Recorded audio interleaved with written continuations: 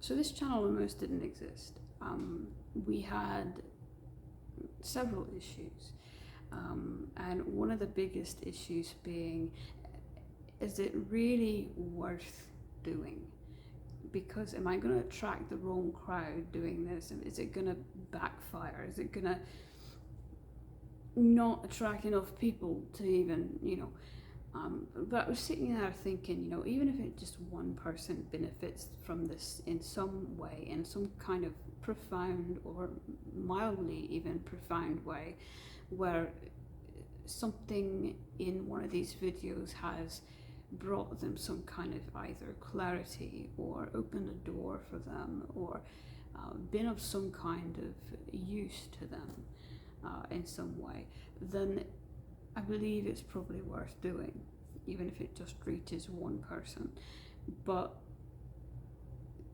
then you have to deal with, okay, this is a very deep, sensitive subject that is probably going to attract some people that belong. I don't really care about your typical your typical just trolling people, but it's the people that actually belong to these very highly organized hate groups, that just really want to shoot anything like this down. And then it's also, unfortunately, the people who are, they might actually be genuinely interested in learning about this, but they're interested in it for all the wrong reasons. They're interested in it for extreme, sinister reasons, evil reasons. Unfortunately, half the people that I've met, and this is not just just me in my experience, this is pretty global. Unfortunately, half the people I've met, or near half, if you want to be on the safe side, have been saying that they're pagan and doing the exact opposite. I've even seen where people will go and do some kind of cleansing ceremony or healing spell, and they'll literally say, I come with pure intent. And you can just see in their eyes that they are anything but, no, you're not. It is so obvious that you are not doing what you say you're doing. And it's just the amount of evil that is the exact opposite of what a pagan is supposed to be. They might as well be calling themselves Satanists, because Satanists, they actually, not only do they have zero morals, but they actually encourage that sinister evil. They encourage that intent. They encourage to harm innocent things, and paganism fights against that. Paganism is the biggest rule in paganism. That you have to do this with a pure heart, a pure intent. And the second rule is that you have to respect nature and respect anything in nature, and everything can't be, like those Abrahamic religions, can't be above your species, and you cannot be above them, and so therefore you cannot take anything that is not belonging to you, even if it's just a leaf. Even if you're just picking up a leaf, to put in a little leaf collection or something, it's dead, it fell off the tree, it doesn't matter. It belongs to nature unless you are meant to have it. You have to leave it in nature because that belongs to nature. It's very, very strict. It makes Catholics look laid back in terms of morals and rules.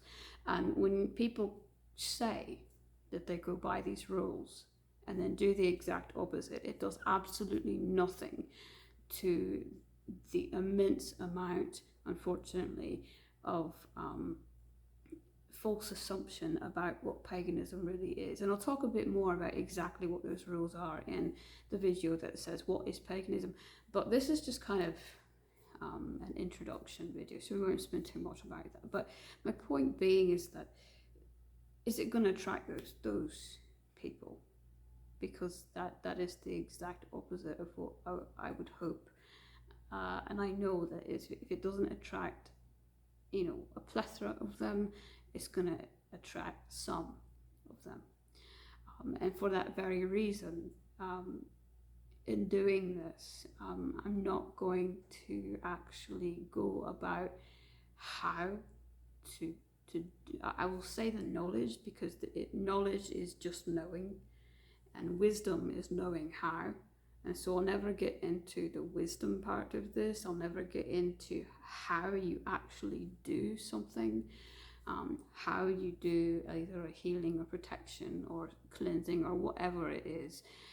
Any kind of magic that we would talk about how, I'm not going to do. But just the knowledge of it, I will talk about the knowledge of it. And this is actually quite, it's quite unique in the fact that most people, not a lot of people are willing to do this. Most people who do have some kind of channel like this are more your modernized paganism, because most people nowadays are going towards that modern paganism versus the traditional, or what some people call ancient paganism. Traditional paganism versus modern, it's only one really big difference. All the rules, all the morals are exactly the same.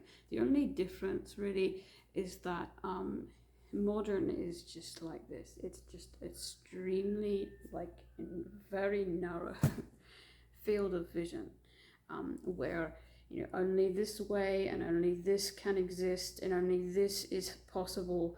And then that traditional or ancient paganism, I think most people call it ancient, but to me it's traditional because that's what it was in the beginning. It's just depending on who you talk to, you'll find a lot more things that we believe is possible, and a lot of different ways to go about doing something. So that is the biggest difference, and I'll talk more about that in also a different video about what types of magic is actually possible versus the types of magic that is considered impossible. And again, it's a little bit up to personal opinion because of all the different sort of subsections of paganism that there is out there. Even when you get into specific, like tribe specific beliefs, then they will differ from one another. So basically, what this is going to be about, what this channel is going to be about, is kind of exploring a lot of that, what I call forgotten magic and forgotten knowledge that went along with this ancient paganism and this more traditional side of paganism. Why am I focusing on that? Because I think actually a big piece of why I'm doing this is because there is a very small sea of voices, and it just keeps getting smaller and smaller and smaller. And I believe that if you should, and you have the ability to speak about it, then you should be one of those voices in that sea of dying voices, because eventually, if there's not enough voices, then all those voices are just going to be hushed out, and this is going to be forgotten. And I don't want it to be completely forgotten. It's that important to me, and just in general, just helping with the misunderstandings as to what paganism really is for people who are not pagan, that don't take the time to look up what it is and just trust what someone else tells them. They're probably not going to listen to me, but at least maybe my small wee little voice can add it into this sea of dying knowledge, just enough to help. I don't think me alone can change much, but it's better than just sitting there and doing nothing and just watching it shrivel up and die. I believe that we had more people who knew about about this kind of paganism 20, 30 years ago even than we do today, you know. So it's a religion. It's not something you do on a holiday or the weekend just for fun because you can.